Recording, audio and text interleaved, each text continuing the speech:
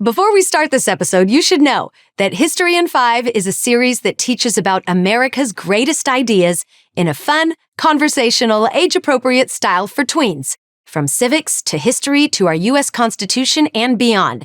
Enjoy more free videos like this for kids of all ages on our website. And for parents and teachers, subscribe for free to PragerUkids.com.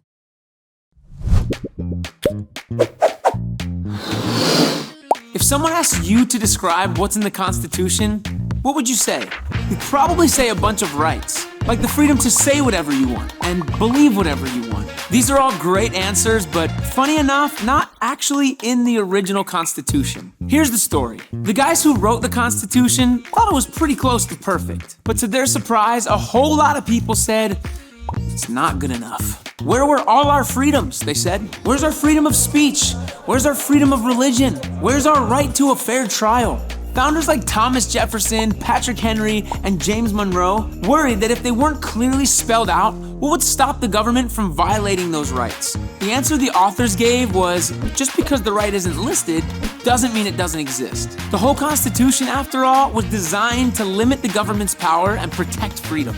But the critics didn't buy it. They knew if rights weren't listed clearly in the rules, the government would find loopholes. Like when the teacher says no talking in class, so you pass notes instead.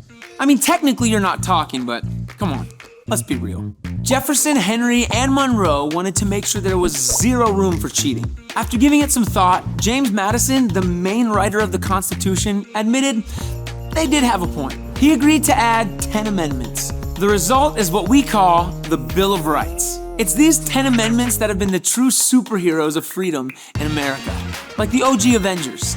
It's important we know what they are. The First Amendment starts off with the basics: freedom of religion, freedom of speech, and freedom of the press. These rights might seem obvious, but that's only because we've grown up in a world where the Bill of Rights exists. Kind of like toasters and Pop-Tarts seem obvious, but if you asked a kid 100 years ago to toast up a Pop-Tart, he'd probably be like, what? And then eat a biscuit. The Second Amendment is the right to bear arms. And no, this has nothing to do with bears, or arms, or bear arms.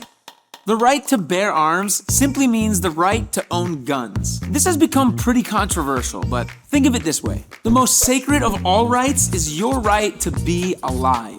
The founders believed that people not only had a right to defend themselves and their loved ones, but a moral obligation. And not just from bad guys, but also from bad governments, whether they be foreign or even our own. The Third and Fourth Amendment protect your right to feel safe in your own home. The government, including police and soldiers, can't just barge into your house and search your stuff without good reason.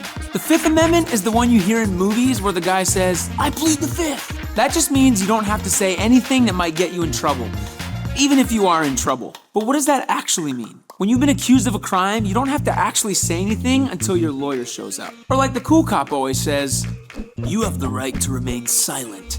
This ties directly into the 6th, 7th, and 8th Amendments. The right to a lawyer, a speedy trial, and to be judged by a jury. In other words, a group of regular people, not just a guy in a robe. The 8th Amendment makes sure that if you are convicted of a crime, the punishment won't be excessive or cruel. Like, if you jaywalk, you probably shouldn't be tarred and feathered in the streets. You know. The 9th and 10th Amendments are basically insurance policies against big government. The 9th Amendment says that just because a right isn't written in the Constitution, doesn't mean the people don't have it. You have the right to swim and breathe air. And the 10th makes sure that any power not specifically given to the national government automatically belongs to the states, which, as we've seen in other episodes, is another way to keep power distributed and close to the people. The Constitution is great. The Constitution with the Bill of Rights is even greater. And it's why we're still enjoying our freedoms today. Thank you so much for watching this episode of History in 5. You can watch the full series and more on our website. And parents, make sure you subscribe at PragerUkids.com to never miss an episode.